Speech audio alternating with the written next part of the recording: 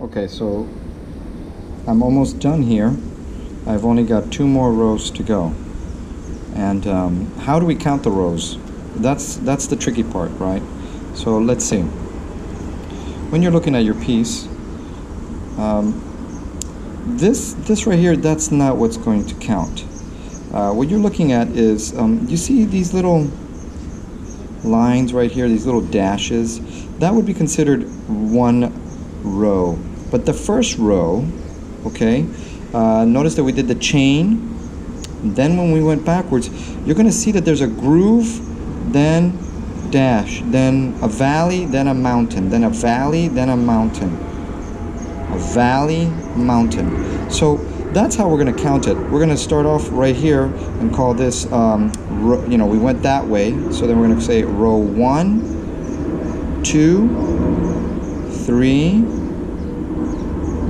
4, 5, 6, 7, 8, 9, 10, 11, 12.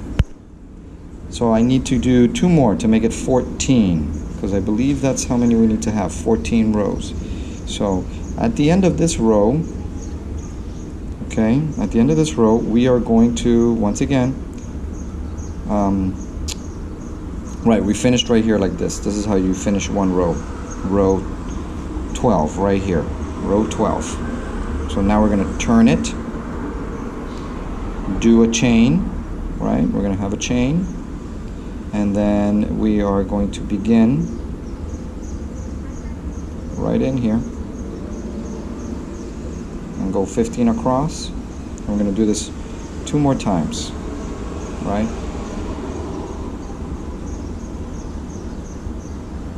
So this is row 13. Remember, you're going to poke through, have a front and back, and this is a single crochet. A single crochet has the 2 loops. You come through, yarn over again, pull through 2.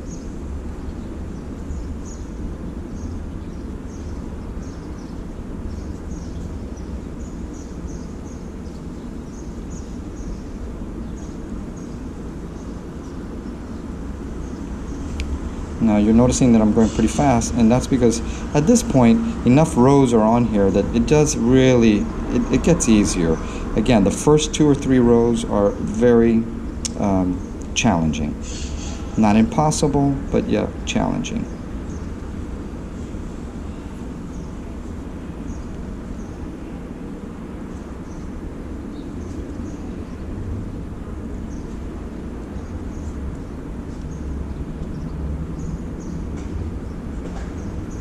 I believe this is 15, so we need to go 15 across.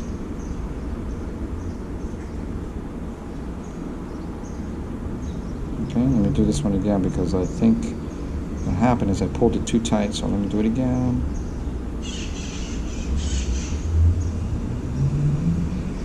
Okay, let me count. 1, 2, 3, 4, 5, 6, 7, 8, 9, 10, 11, 12, 13, 14, 15. Got it. Now I'm going to take this, and we are going to now take this piece, spin it around, do a twisting or chain twist here. Then we're going to do our last row. 1,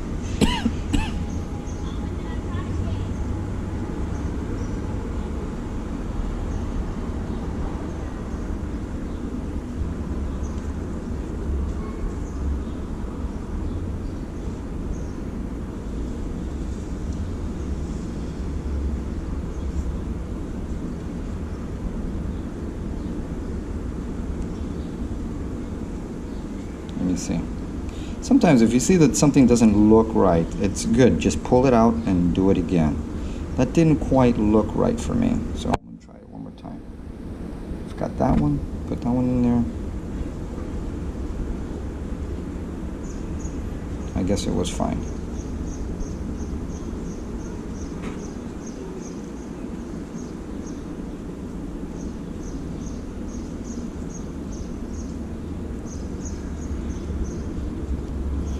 let's see, how are we going to finish this last row? You're going to finish the last row with a slip knot.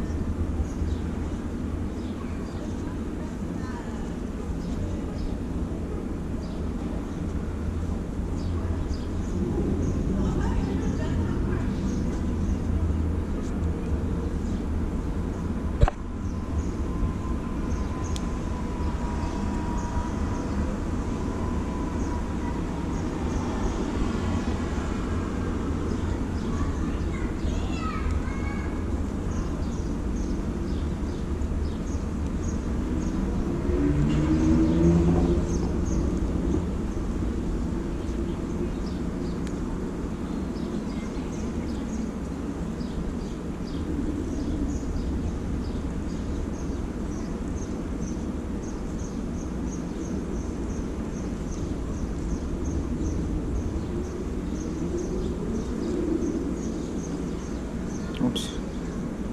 Hold on, here we go. And the last row.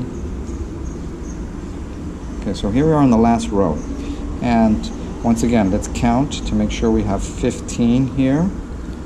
Got 1, 2, 3, 4, 5, 6, 10, 11, 12, 13, 14, 15. So this is it. We've done 14 rows, 15 stitches, single crochet stitches going across. At the last one, what you're going to do is you're going to get your scissors, you're going to cut, and you're going to take this last little piece, yarn over, pull it through all the way, and then you tighten that up right there. You know, just put your finger, don't pull it like this, just put your finger here and then pull it tight right there.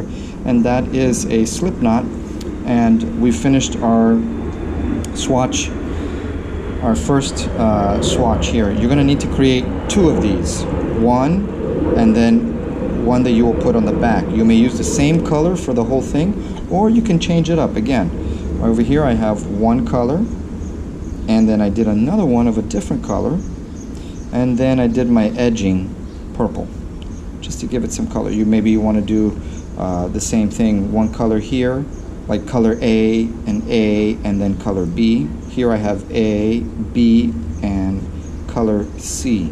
So it's up to you. And if you don't have any other colors, then maybe you just do it all the same color. But again, you need to create 2 of these pieces to then put them together and then stitch all around for the edging.